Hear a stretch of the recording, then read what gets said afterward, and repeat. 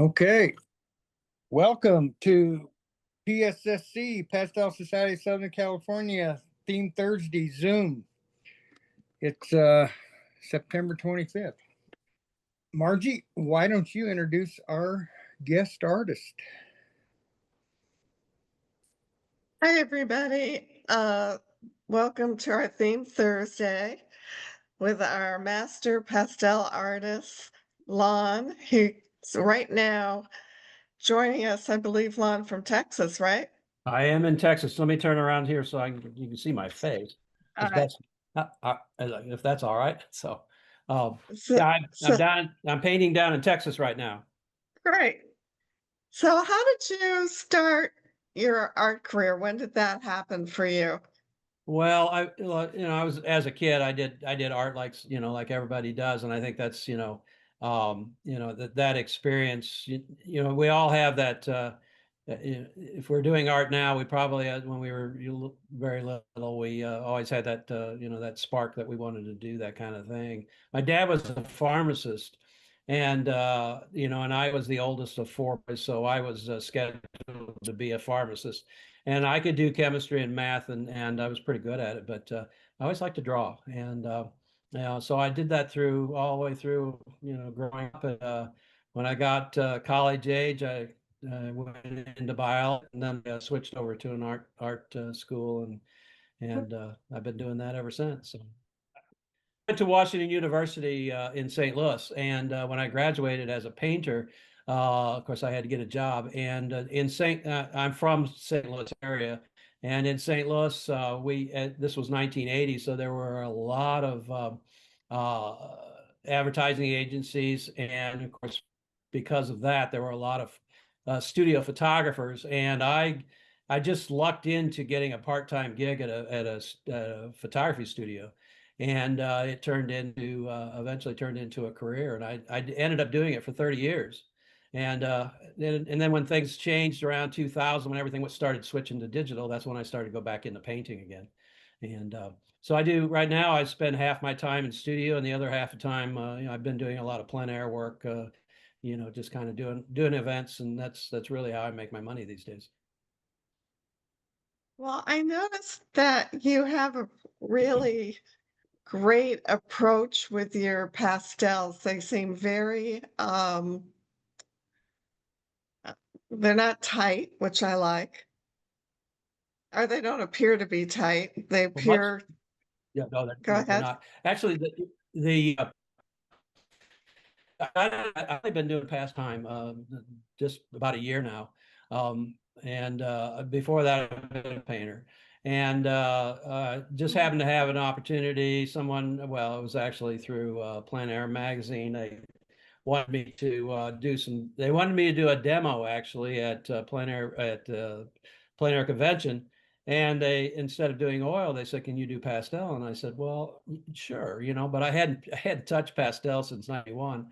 And I thought, well, yeah, it's a drawing medium, and much of my work is very much about drawing. So I just picked it up and started doing it. And I thought this is fun. It's really really fun, and I think a lot of the way I paint in oil really helped inform the kinds of marks making that I was able to do with pastel and vice versa. I think that, when I do pastel, I'm often thinking, how can I do the same kinds of marks with a brush and paint? So I bounce back and forth now between one and the other. But the pastel is just, you know, it's easy. It really kind of is because it really harkens back to when we were kids working with chalk on the sidewalk. It's much the same kinds of movements and same kind of mark making that so it's just a very fun thing to work with. So Right. Well, would you like to start your demo now? sure. And you have a reference image that I sent to you, so I'm going to go ahead and switch this around. In fact, I can see what I can do. I can hold this up. I'm assuming you have this, but if you don't, then I'll just show you what I'm going to be working from. This is I go down and paint in every March. I go down. Oops. I go down to this is in Hobe Sound, which is Oh, between Stewart and Jupiter, Florida, on the East Coast, and I go down there every March to paint. And they have these low-lying houses, and it's just I've painted this many, many times, so I'm kind of very familiar with this subject matter. But it's I think it's a good one to do a demo with. So this is what I've been working with. So. And you guys, like I said, I've not been doing this a long time. I mean, I've been painting a long time, but not pastel. So you guys are going to be way ahead of me. But I'm just going to show you what I do. And if there's something in there that, if you see something I should be changing, just let me know. I'm not opposed to trying new things. By the surface I'm working on is I like UArt 400 paper only because that's what someone suggested to me, and that's all I've been using, and I really like it. I haven't tried. I've got samples for the more the 300s and the 250s, and I've also got the I think I got a 500, 600, but the 400 seems to work the best. This actually is sandpaper from the hardware store. When I'm doing demos, uh, um, I've been painting, doing oil paintings all week the last 3 weeks, and this is what I had in my kit. So there is a seam, and it'll probably show up after we get going. Um, I typically start with a China pencil. I found that this is what I like to work with as far as just doing an initial sketch. Sometimes I'll use charcoal pencils, but these things are more durable. In my little box that I carry them in, they're not, charcoal pencils. Typically, when I pull one out, it's been in there bouncing around. It's usually, I usually have to resharpen, and that's always a problem. So these China pencils are just more durable. So. Um, I like to do a preliminary sketch. It doesn't have to be really tight. I'm just kind of looking for basic shapes, almost paint by number. Like there's this tree here, which is kind of a lollipop sort of shape. I like to look for diagonals as well. You get those. I want to have as much diagonal action going on. So with this house, this low-lying house, of course, I got the gable ends, got diagonals. I can get palm trees typically are not straight up and down. Uh, so I can get a lot of movement. And then over here, there's one that comes here. And then, these go this way. I can get them that way. So I have a lot of movement. I try to avoid any straight up and downs or any strong horizontals. The base of this house is probably the only horizontal that's going to be in there. Uh, don't really care where these windows end up. If they're not exactly in the right spot, I don't really care too much about that. There's a boat here. It's mostly going to be just a white shape. And then there's a driveway right here. Let's see, are we be able to see it? Yeah, we can kind of see it. Once we get some color on there, you'll see Yeah, it you can see it a little more clearly now. Yeah. So, and what I want to do with this tree line, it's in the reference, it just kind of goes like this. I want to make sure that I break that up so there's some interest as it dances across a little higher on this end maybe, and dances across like that. So it's fairly simple. And then, we'll throw in a bush, and I think there's some trees here, and there's a dark bush right here. So once I get that much done, uh, I've got a good basis, then I can start laying things in and still move things around. I'm going to start with the building, and I don't have that exact color, but I've got something similar to it. So I'm just going to go lay this in. It's a little darker than I want, but I'll go ahead and lay that in. And then I'm going to pick up something for the darks, like a dark green, which would be here. So I can lay this in. And what I do, the one thing that I do when I put my pastels down is I put it down and I pretty much leave it. Now, the next thing I'm going to do here is I'm going to get out some alcohol and a brush and work with that. But I'll lay in some of the darks so I have something to work with. And just lay in a little bit there, some material, and you'll see what this does here in just a second. And I don't know, there's a window here, a window here. So do that. Now I've got a brush, which is this is just a rosemary brush that I cut off so it fits in my box. It's just a 1-inch soft bristle brush. It doesn't have to be rosemary, it could be any brush. And I'll pick up just a little bit of alcohol. And what I can do then, and this part kind of makes me happy. I come in, I can use this almost like watercolor, but by using the brush, it gives me it's almost like a security blanket, because being a painter, I'm accustomed to painting. But I can make a lot of different kinds of marks with this brush, and rather than just go across and all in one direction, I can use the brush to drive my my marks so that they are more descriptive. And we can come down here, and if this brush often will split. You'll see it sometimes split. Oh, it's not doing so much. Well, there's a little bit. You see it kind of up in that corner.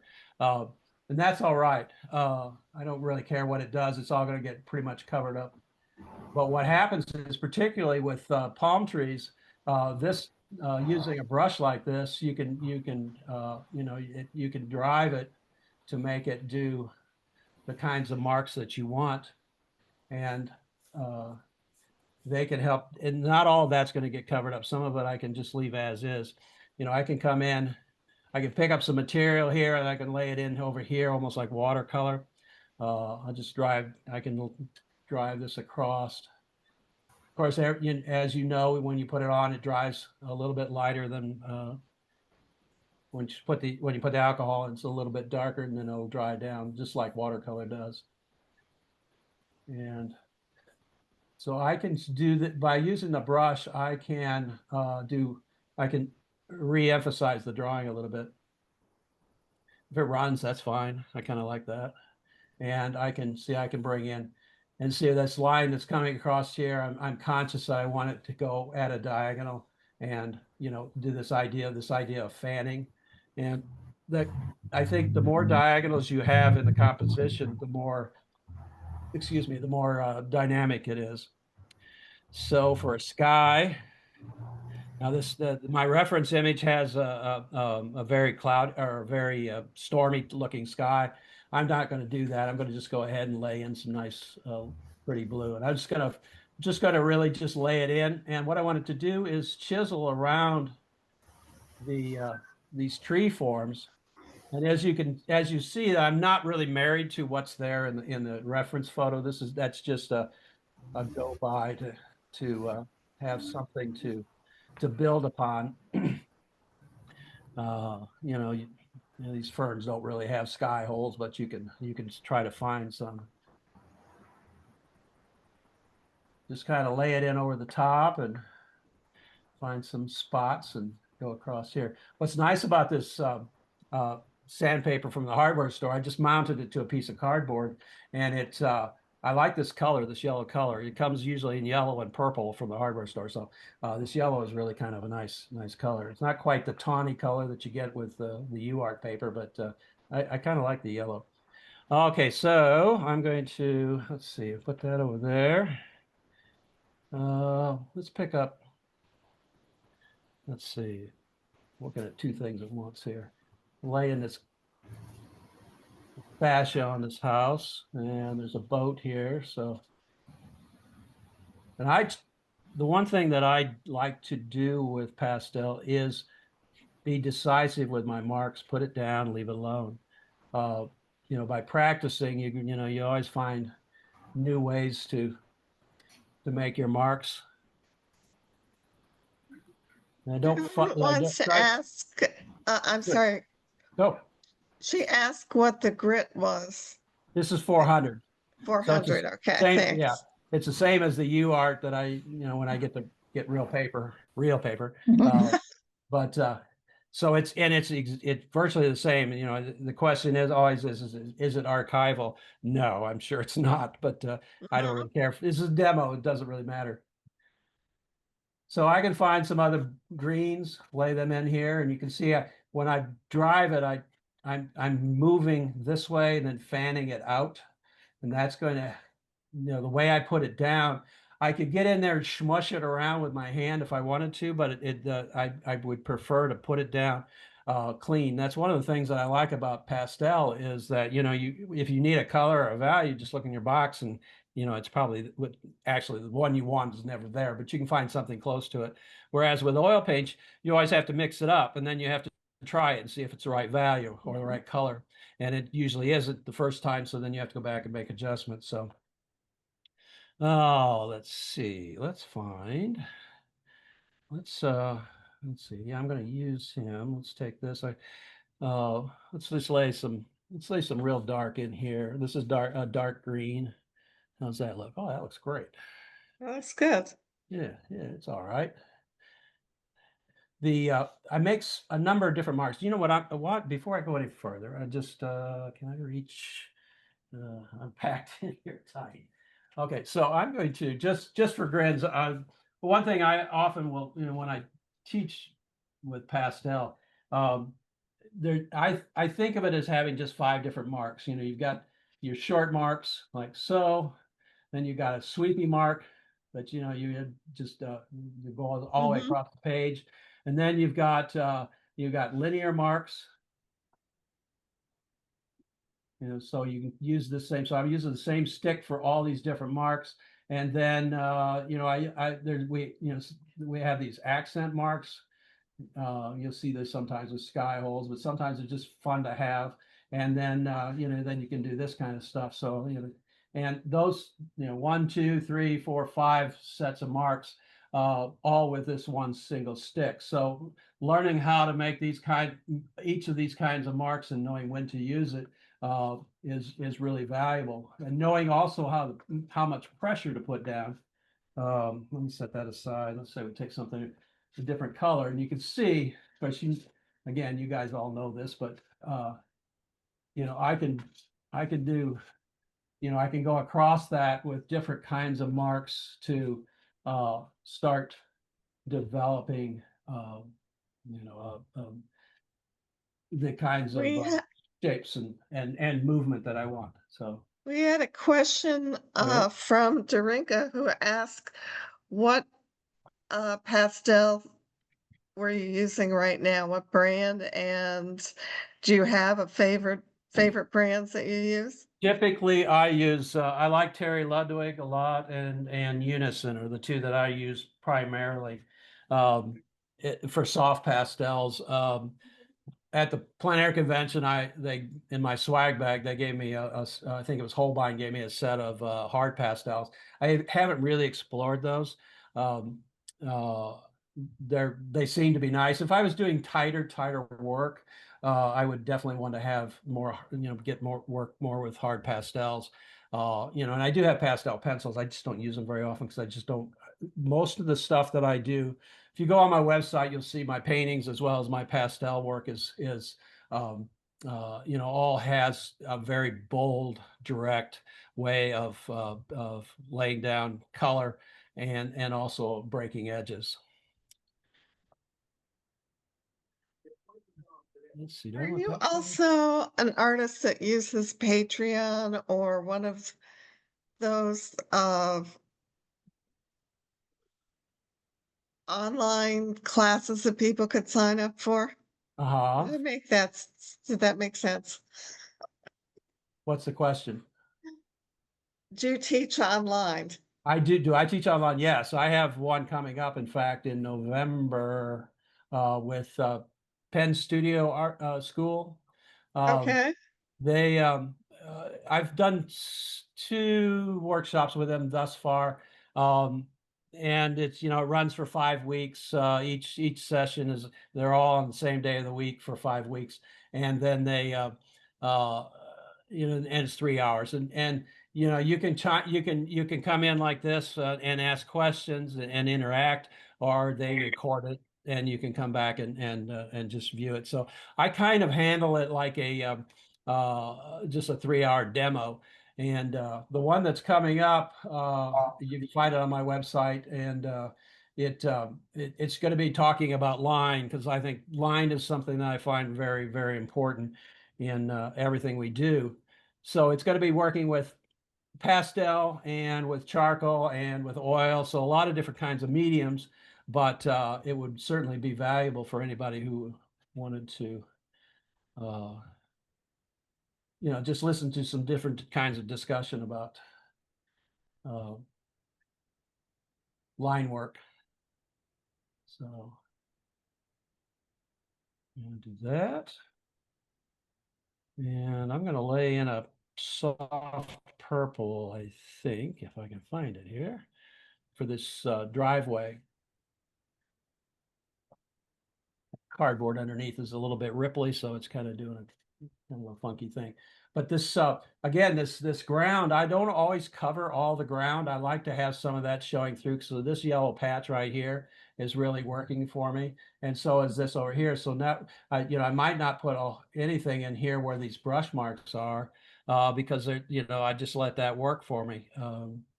If I don't have to put pastel there, then sweet. I know that's I'm ahead of the game. So let's see. There's a little shot of sunlight coming across there. Just lay that in like so.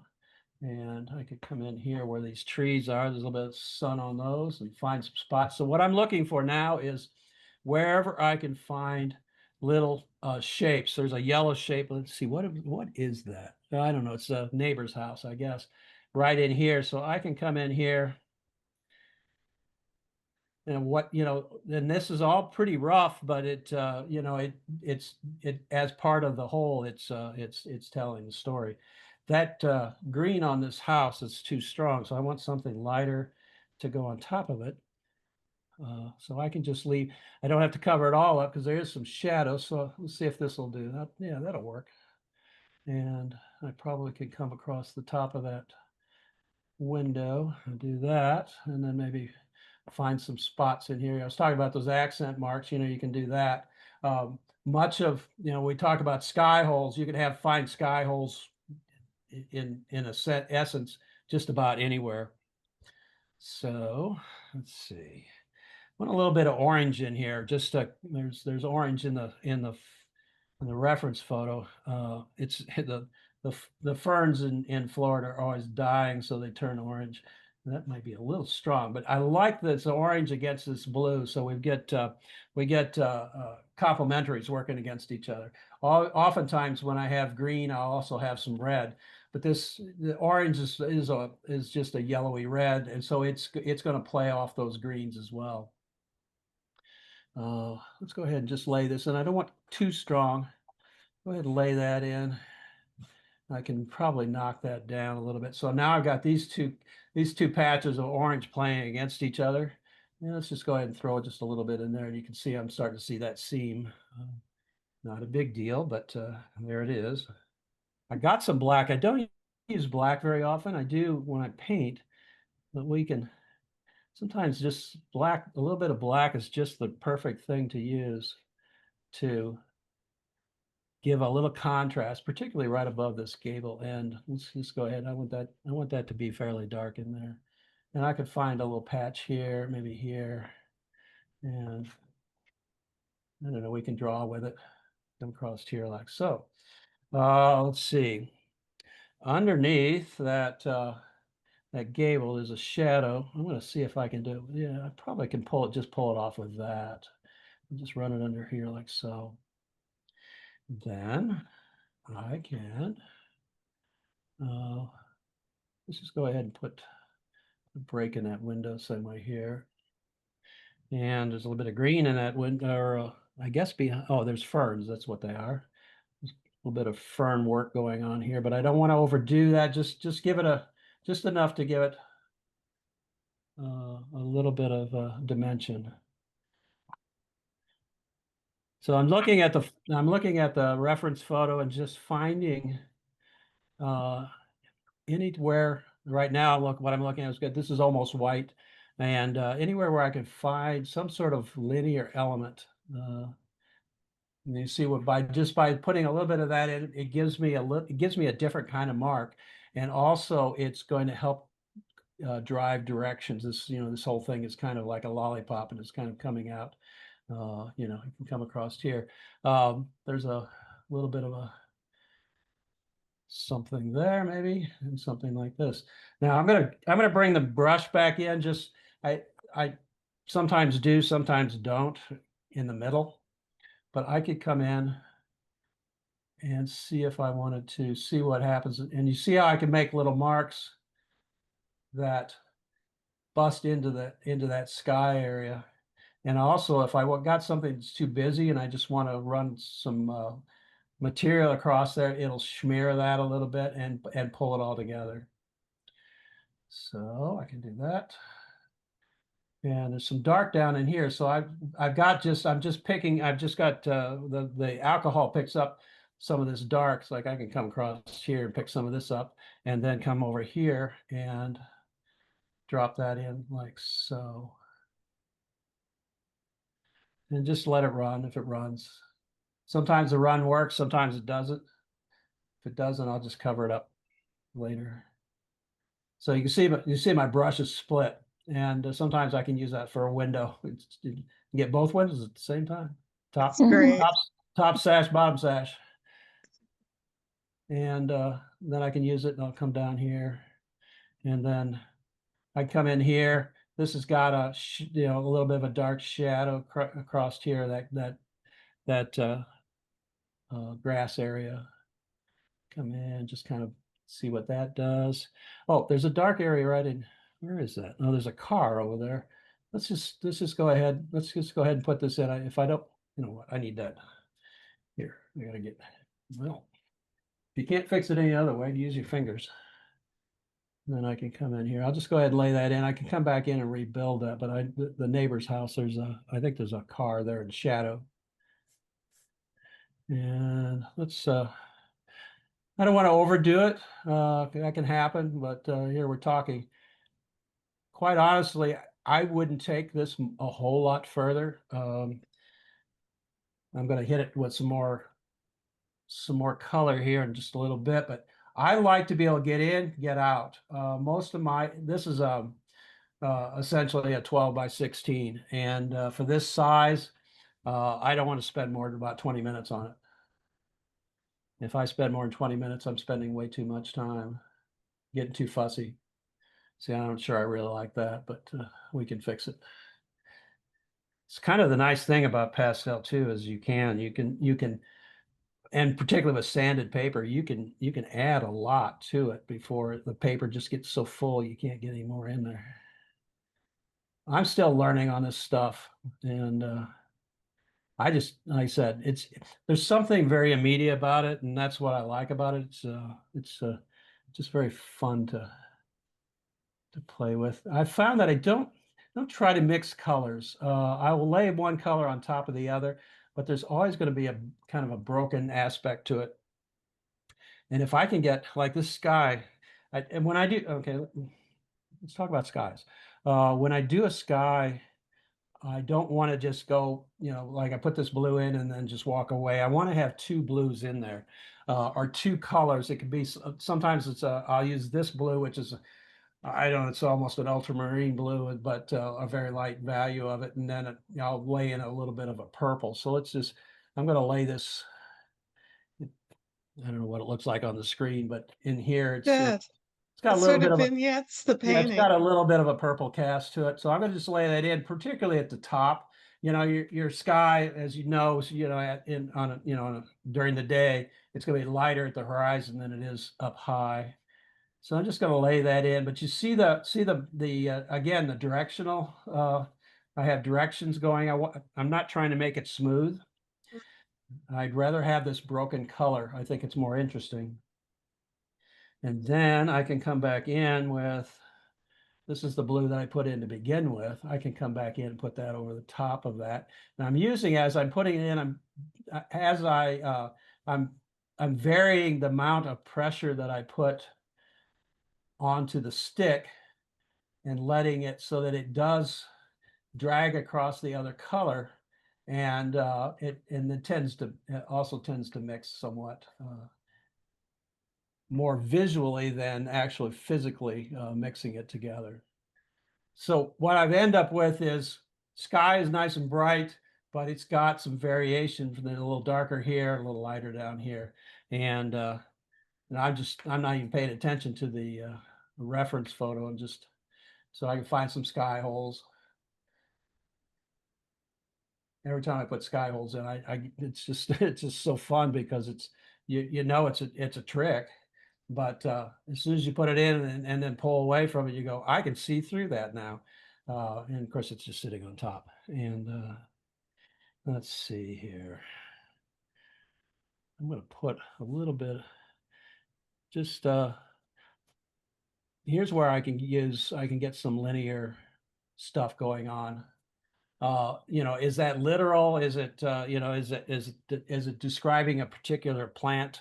No, it's just, it's mark making, it's painting. That's my concern, is that I'm making a painting that when all together, it tells a story.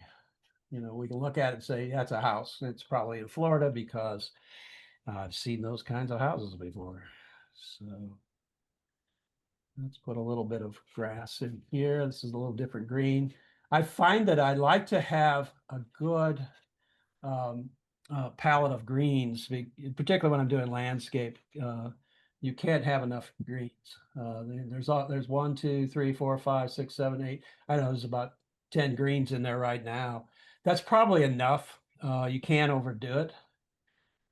I'm going to see if I can take some purple underneath this. I don't know what'll happen if I put purple right here. When there's a white, when there's white fascia on a house, usually purple underneath it will work. I'm not sure that does, but it's all right. Come back in with a little bit of this aquamarine blue. Just kind of drag that down. And I can drag it through there a little bit. Maybe walk through that. And let's see. Let's pick up. Let's just put a little different green on top of this. It's a little lighter value. It's a little warmer. So it just gives us some a little bit of dimension. I didn't like that green that I put in there just a few minutes ago, was a little on the brown side. So this will be a little bit better, I think. And I could probably lay in a dark purple in here, or dark dusty purple. I like dusty colors. Let's try this and see what happens. That's too much. That's too purple. I don't want that. Now let's try this, more of a gray. Let's see what happens if I do this. There we go. Now this has got some, there's a little bit in the reference photo, there is a little bit of dappled light. So we can see if we might be able to just get that just by not covering up all the surface. Yeah, I think that's probably the better way. Rather than come in and try to fill these in with a certain dappled light, I think we'll just let the surface do the trick. And there is a little bit of grass here, so we can lay that in like that. And then what I can do is, this brush has still got a little bit of wet in it, but if you just leave it just dry, you can use it just to drag across. It's got a little wet in there, as you can see, but that might work to our advantage. But what I'm doing here is I'm driving. You see how I'm driving it up off the page, so that then drives your eye down into this direction. I can come right across this this fascia on this house, and just kind of blend that a little bit. And that's when we look at things, we don't see sharp edges anywhere. We think we do, but if you are of a certain age like I am, you don't see sharp edges in anything anymore.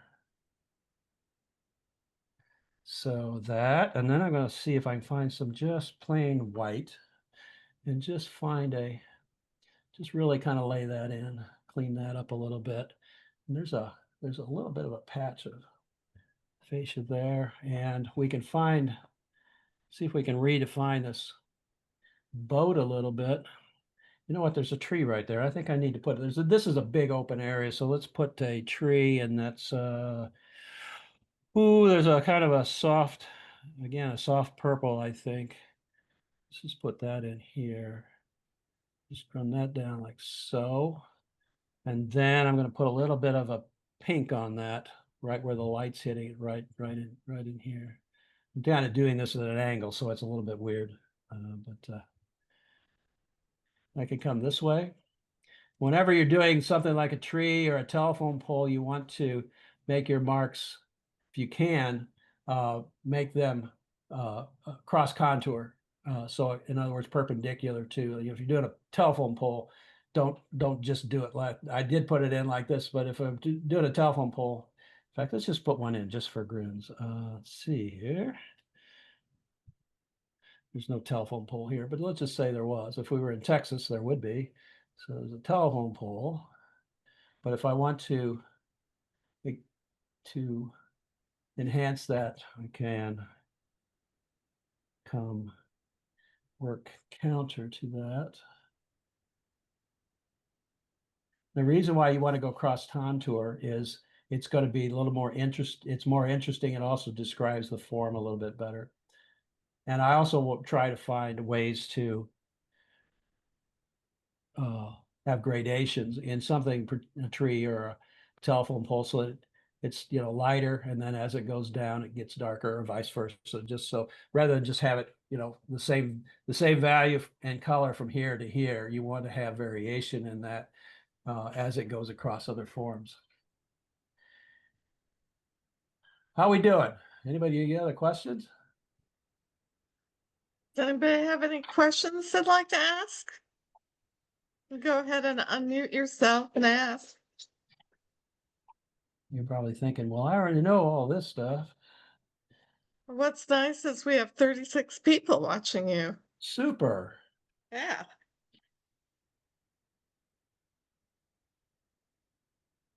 Let's see, this is getting overworked right now, I think. So I'm going to try something here. I'm going to just take some alcohol, and I'm just going to go ahead. I'm just going to obliterate this out and rebuild it just because I can. What's nice about this sanded paper is, you can really load it up before it gets to where it just doesn't work anymore. It won't take anymore. And see how that tree really pops by just I'm rather than painting the tree, I'm painting around the tree. It's this idea of don't paint the chair, paint everything that's not the chair, and the chair will appear. This has gotten kind of busy too, so let's just kind of pull this out. And by using the alcohol, sometimes what it'll do is it will tend to unify everything because it pulls it all together. Now, it might make a brown. Now, that color is really nice. I really like that. This orange will do that, particularly when it mixes in with the green. And the other thing that I was talking about how it informs my oil painting.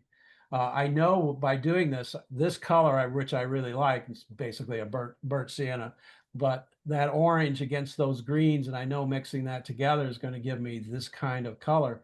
So when I go back to oil painting on my palette, I could take a cad orange and mix it with a like a sap green, and I'm going to get kind of that color.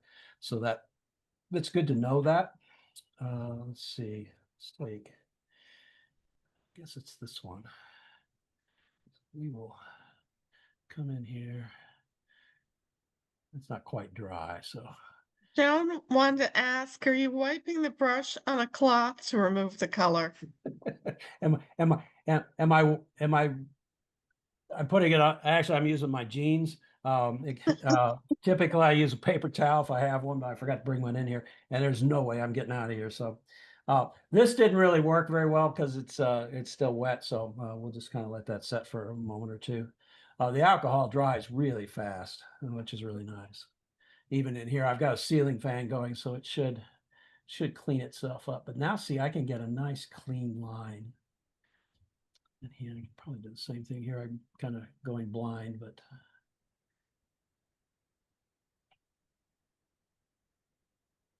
yeah, when it's wet, it doesn't take it very well. And then we can come back in and redefine that window. Window here. And let's see here. Where'd that black go? Let's try. I don't have it. Where did you go? There you are. Well, it's brown, but that'll work. No, it's black.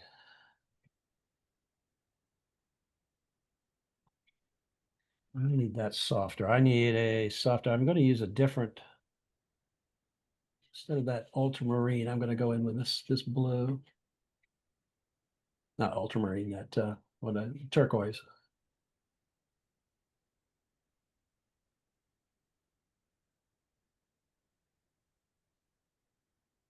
Like that.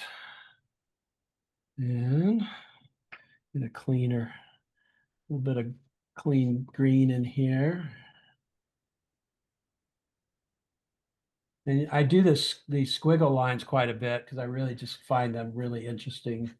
I think they give the drawing a lot of energy. And let's see, where's that? Here, this one. Use this for our shadows. There's a shadow off a palm tree in here, and then there's another one here. And let's see, in here.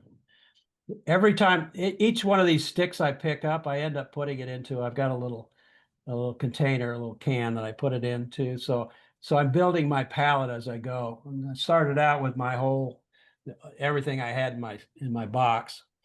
And then, but as I go along, I'm getting a very specific number of colors. So I can go back to those colors, and that's going to give me a continuity. Oops. It's not really the color I want. I want white. What did I do with it? I know it's in here somewhere. That's not it. There, let's try that one. There we go. That's what I wanted. And this boat. From a distance like this, you can't really tell it's a boat, but it is a white shape. So what I'm trying to do is through all of this is just let my hand dance and just have some fun with it. Joan wanted to know, as you paint or dip into the alcohol, are you worried if it's clean or dirty? I don't care. Okay. If it gets dirty, I mean, and it will. If you're using a lot of dark colors, it will get dirty, and throw it out and get just freshen it up. Same thing with painting. If I use mineral spirits for cleaning my brushes, and also for doing basically the same kinds of marks. If it gets muddied up, or like today I was using a lot of red and it was just getting red, so everything was red and or pink, and so just dump it and clean it up. So not a big deal. I've been using a bento box. Are you familiar with those? No. Well, it's got 5 compartments. It's metal. So Okay. I can put either when I'm doing watercolor, I fill it with water. Okay. So I always have clean water. That's a good And idea. if I'm doing alcohol, kind of the same thing. Right. That's a good idea. Yeah, I you can don't. get them, actually I get them at Vaughn's here, Okay. but you can get them from Amazon. Sure. And they Yeah. clip. So the nice thing is if you're gonna go out painting, Yeah. uh, they're very easy to carry with you. That's a good idea. There's a lot of things that you can get, at an art supply store, but there's a lot of things you can get substitutes at the hardware store. And I buy Right. a lot of my materials at the hardware store. So this is getting kind of full now. Let's see how far we can see what we can do. Now, see, that's a different blue. Yeah, that's more of a purple at the horizon, and I kind of liking that because but it all goes together. This the blue that I started out with had some purple in it, so this is all going to be consistent with each other. Yeah, I'm pretty cool with that. I think it's I'm pretty happy with that. I would put that in a frame. It's one of these things. One thing I often talk about is here. This color is the same color as the paper, which is I'll just go ahead and lay a little bit of some marks in here for dappled light. The thing that the way I try to approach my work is I like to think I'm working like a 5-year-old, and what I mean by that is I've got the tool, I've got the pastel sticks, and I'm just going to make something, and I'm going to Mhm. try to enjoy the journey. We so often get caught up in trying to make a picture, and when we do that, we tend to drive it to a certain direction, and typically we're going to be disappointed because it's never going to be exactly like what we have in our head when we start. But a 5-year-old doesn't think that way. You give them a crayon, a piece of paper, they're just gonna draw until they go to lunch.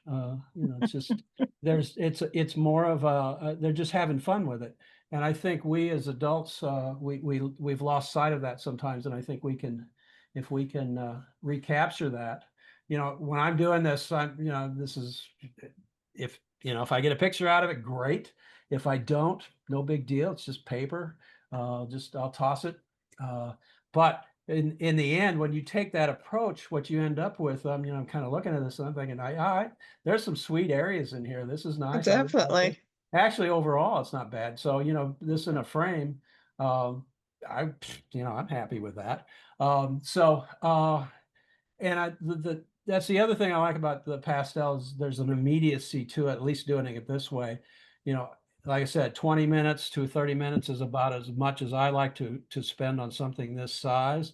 Mhm. Do it, and I just put it aside, and then I can and then do another one, and just keep making, and don't even analyze it.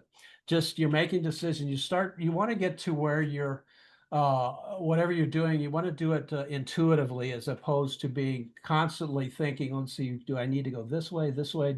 What color blue Mhm. does that have to be? Uh, when we think that way, we tend to get very stifled. Um, Right. so one of the things I've been advocating, I do this with my workshops and whenever I'm talking to anybody, it's like this house, I've painted now, I've done it probably 7 or 8 times. So each time I do it, they're different every time, but I'm not going, and they're not necessarily going linearly in a great direction. The first one may be the best one. But a good exercise is to take an image like this, do a pastel, set yourself a 20-minute, 30-minute time limit, set it aside, and do it again immediately, and then set that aside and do it again. The concept being is that you can do 10 paintings. If you're doing plein air, so often we go out and we do 10 paintings of 10 different things, and we're not really we have nothing to compare to. But if you find something that interests you, paint at least twice. And if you can do it 3 or 4 times, just one right after another, then you can lay them all up and look at them side by side and say, well, this has got the trees are great in this one, the building's better in this one. And then you have something to compare to. It's apples to apples instead of apples to oranges. And you start making these kinds of marks, you learn. Painting is a skill. It's a craft. It's a skill, and the more skill we have in being able to control this stick, it's just a stick. But the more we can control that and make it do what we want to do, the more successful we're going to be. So um, that's I my think story. my friend Wanda, if you could unmute yourself and ask your question. Okay. What did you see in the painting of the house that made you Uh-huh. want to redo it? You know what? I like the shape of it. I really do. It's this low, it's this old Florida. This is, they're very low to the ground houses. So I like that shape. I like the color. This the reference photo was shot early in the morning. So when that morning light is hitting this, and the colors they use is some of the very bright pinks, and then these aquamarines and bright blues and things. It's almost like going to Mexico or someplace.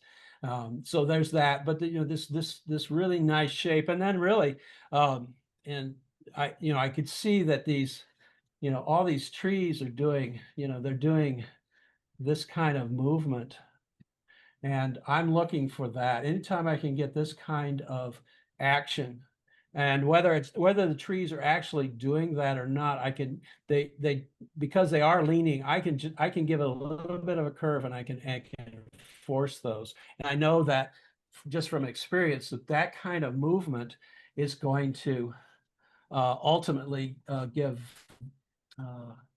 some really dynamic movement and within the painting. So yeah, that. So And yes, what I meant is in this that- specific demo, you I'm sorry. you went back over the house and changed it. What made you decide to do that, Uh-huh. to redo the house itself? I had time to spare. Again, 20 minutes to 30 minutes.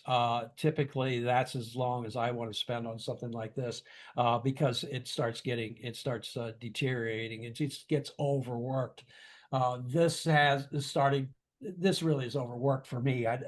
There's some really fresh things down here where I didn't quite cover up the paper. I like that. Learning when to stop. Be able to put a mark down, and then walk away. You may not be saying everything you want to say, but you don't have to cross all the T's and dot all the I's and polish everything up. I often play this game of, can I sneak up on the image? Can I show as little as possible and still have it read? And actually, when I first, put in this gabled end and put in the windows, it actually then read as a house, right off the bat. Then you have to ask yourself, well, does it need more? At that time, it did. Of course, you need to put more material, but this has got gobs in here. I don't, it just really doesn't need any more.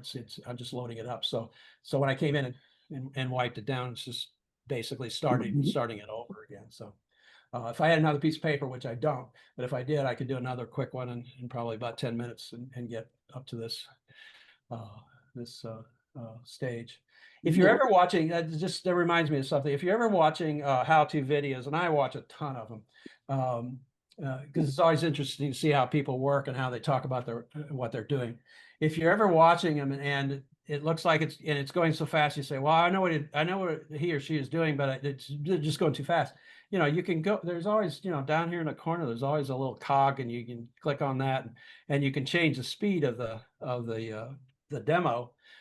If they're going too slow, you can speed it up, and if they're going too fast, you can slow it down so that you can see. Yeah, you all know Tony Elaine, and you've watched him work, and he just boom, boom, boom, boom, boom, and you go, wow, that was great, but slow it down, and you can see he has a pattern. Almost everybody.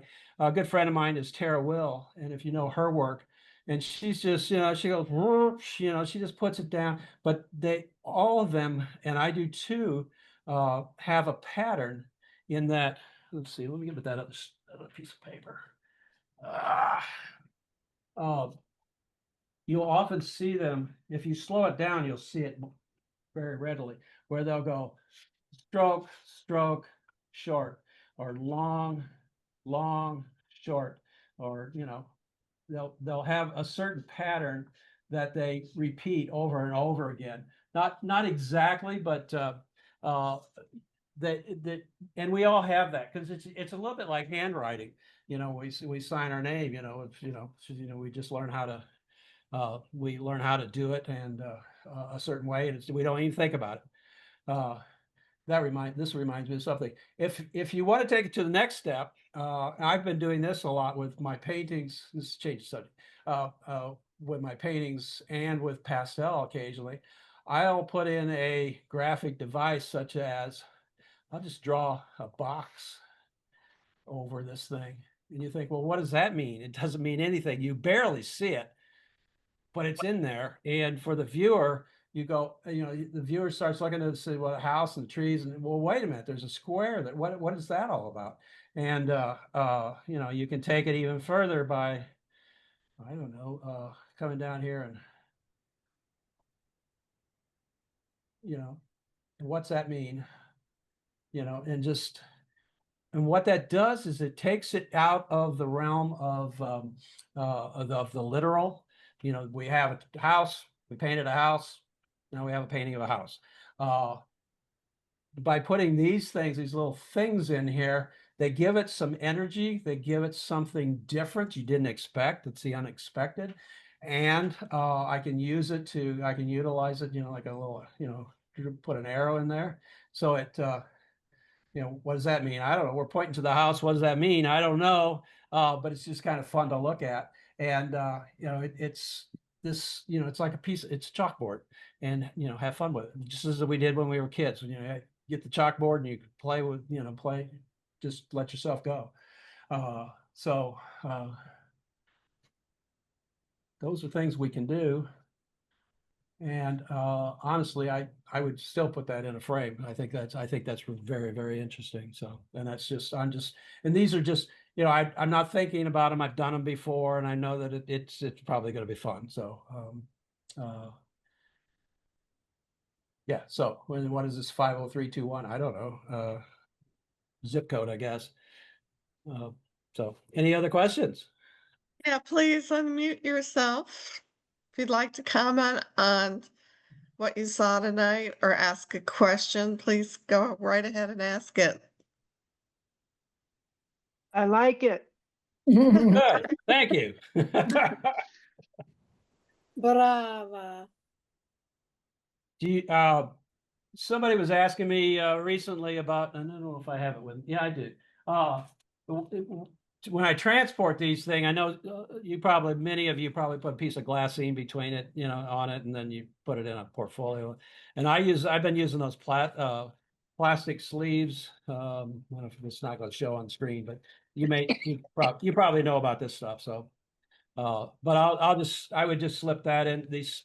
You can get these sleeves. I used to do art fairs, and when I did art fairs, I bought a bunch of mats so I could make prints and put them in mats, and they came with these sleeves, these plastic sleeves, and they come in all different sizes, and this would, I could put it inside there, and then that really protects it. I mean, some of it will rub off. If it came to a time where I thought, I wanted to put it into a frame, then I might throw a little more color onto it or a little more material onto it. But in the long term, if I just want to store it, as soon as I make one of these, I'll slide it into this plastic sleeve, and it's pretty well protected as it moves around. So. And one of my friends gave me a portfolio, it's called. It's got a gray cover, Okay. and you put your pastels in it, and it has a piece of glassine already in there. Yeah. If you And could put that this, makes it really easy to Yeah. to carry. If you have, sheets of plastic or glassine between them, that really helps. But you have to the thing is, you got to keep them so they don't, they don't move this way and that way. If you Right. put them together, put a piece of glassine in between and put them, together like this, and then you almost need to tape them or rubber band them so they don't move around. So, they're not doing this. So, the downside that I've found with pastel, and I haven't found any good way to, you got to put it under glass, of course, and for plein air, that's a bit of a pain in the neck, because I've got, when I paint with oil, of course, I carry a frame and I carry my panels, but when I do pastel, I've got to carry glass as well. So, and you're kind of limited on size too. I mean, to me, this is a tiny little painting. I work big. I like 20, 24, 24. So, as an example, Tara Will, when she paints, she's doing 40 by 40s. So that's a huge piece of plexiglass, very expensive. But so that is kind of the Achilles heel of the whole thing. But the upside is the colors are so amazing, and if you keep it fresh, they are just they just pop, and that's what I like about it. Well, we're getting kind of close to the end, so Chris, do you have any more questions for? Nope, I don't have any. Well, I'm just curious. I do have one curious. I'm curious. You put all that work into that and you're happy with it. So why didn't you paint on just regular UR? Why did you paint on sandpaper? And it sounds like a waste to me.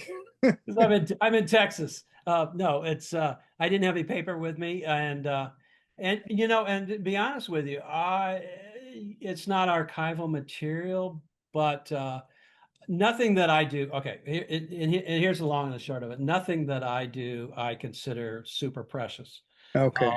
If if this, I would, yeah, I could put this in frame. This is going to outlast me. I mean, even on uh,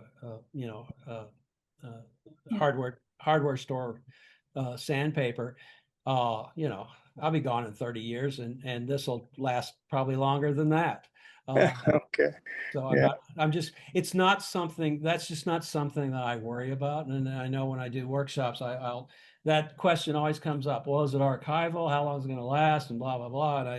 And I set everybody down and say, hey, none of us are going to be famous. I'm not going to be famous.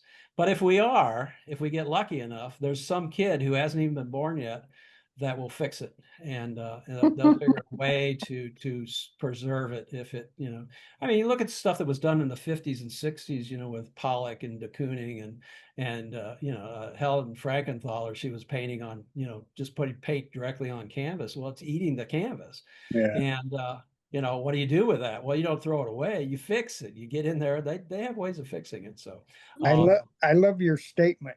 None of us are going to be famous. That's so grounded. I just dig it. and I would love to be famous, and I know we all would be, and doesn't mean, I don't want to be totally cavalier about it and just say that, don't take it.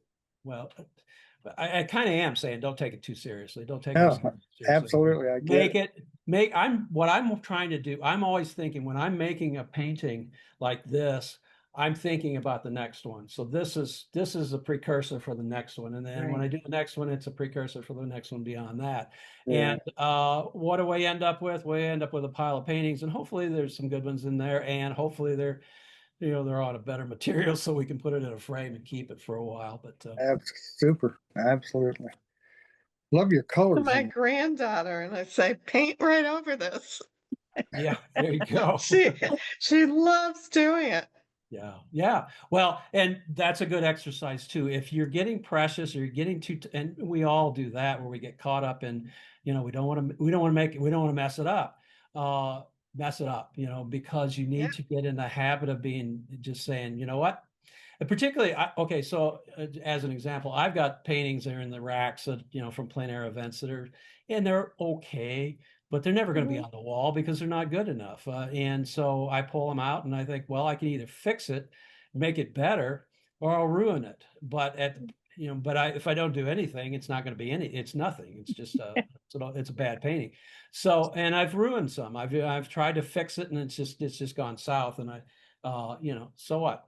And that brings up a question. When you're plein air painting, what percentage of those paintings do you bring back to the studio and do more work on? Are you trying to do everything in the field, or where are you at with that? If it's a plein air event, I try to do it in the field. Well, okay, here's how I work. If it's a week-long event, I get there, I'll do paintings up till, we start on Monday typically, and by Thursday I'll take what I have and I'll put everything in a frame, and then I'll put and not a beater frame, but a good frame. And then I put it back on the easel, and and then I can see better what it needs. And if it needs something, it's going to have to be in the center because I can't get in the corners because that's where the frame is, unless I take it out of the frame. But so by putting a frame on there, I'm seeing the presentation, and also it forces me to only concentrate on here. And sometimes that's what you need. It's just something to pop right here in this area, So, but so many paintings do come home, and if they're, well, it doesn't matter whether they're good or bad or otherwise, you got to find a venue, and if you can't, they just go in the stacks. And and over the course of time, maybe a year, 2 years, you pull them out, and you may look at them and say, this is junk and I got to throw it away or paint over it. Or you may say, this is a gem. This is better than I thought it was. Time really changes our perception of things because we have changed. I've got this theory about, we talk about painting outside the box. We can't paint outside the box because if we get outside the box, it's out of our comfort zone and we can't make decisions. So there are oftentimes we paint something and we don't like it. Set it aside. Don't destroy it. Just set it aside and then bring it out a year later, and you might find out that actually you were outside the box. You just didn't know it. Yeah. So interesting. Yeah. Cool. Got one more question for you. Sure. Do you have any favorite painters, living or dead? I'm primarily a figurative painter, and I like figurative work. So, I kind of lean that direction. Landscape, I've done a lot of landscape, but there's certain landscape painters that I look at. John Twachtman, I like his work. Of course, he's long dead, but no, I'll tell you three people that I look at, and this is always kind of a fun exercise. What three people would you, if you could only talk to three different artists, what would they be? One person I like is a guy named Rick Bartow. You have to look him up. Rick Bartow passed away in 2016. He was a Native American. I didn't know anything about him, but I was in Santa Fe, and they had a retrospective of his work. And if you look him up, his work is large paper pieces. He's working a lot with pastel and acrylics, but they're very visceral. His imagery is similar in some ways to Basquiat. So there's these very raw drawing kind of elements, animal forms, like coyote and human forms combined together. It's representational, but not in a literal sense like what we typically do. But the thing that I liked about his work was it was so raw and full of, the mark of the maker is in there, and there's, I don't know that you can actually put emotion into a painting, but his paintings evoke an emotional response. I like there's a gal that's painting, Jenny Saville, figurative artist. She's British. Um, uh, oh, Zoe Frank, she's in Colorado. She does a lot of figurative and as well as still life work, and her work is fairly tight edge, although she does work with multiple exposure kinds of things, imagery that I do, and that I do that because of my photography background. Um, yeah, those. And I've always leaned towards the Ashcan school with Robert Henry and John Sloan and Glackens, and then Robert Henry, and being in Texas, the question always is are you a Remington guy or a Russell guy? And I've always leaned towards Remington because his drawing skills were great. And okay, then the other one is all the Wyeths, of course, but Jamie Wyeth, he's still alive, and that guy's just goofy. He just does such wonderful, scary, creepy kinds of things, but he's trying things different, all kinds of different things all the time. So, and I find that that no fear kind of attitude to be very, very refreshing. My favorite landscape painter is William Wendt. As you William talk Wendt? about greens, whenever Yeah. I go to the Getty or one of our museums out here, I could just stand in front of those paintings for the longest time. Well, there's a museum out in Massachusetts, the Clark. If you've ever been, I don't know if you've ever been there. If you get a chance to go to it, it's kind of out in the middle of the country, but it's a beautiful collection of work. They have Winslow Homers and George Oh, Ennis. okay. Yeah, I love George Winslow Ennis, Homer. I could care less about George Ennis. It just doesn't do it for me. But Winslow Homers I can look at all day long. Yes. Mhm. So we all have a different sensibility. We all have a different aesthetic, and I think Sure. and that's what makes it so much fun. And lately, another one I thought of it.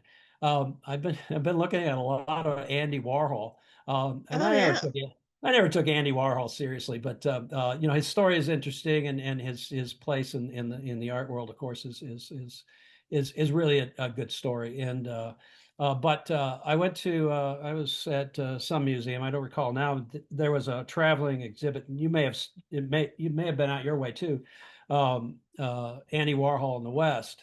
He had Custer and City Bull and John Wayne and Elvis. The multiple Elvises. And I thought, hey, he's doing something that I've been doing independently, and I was able then to take that and some of those elements that he was doing with the, the bright outlines around things, and I've used that to I've taken that approach on some of the work that I do. So something like like this, where you got you put a this pink line around things.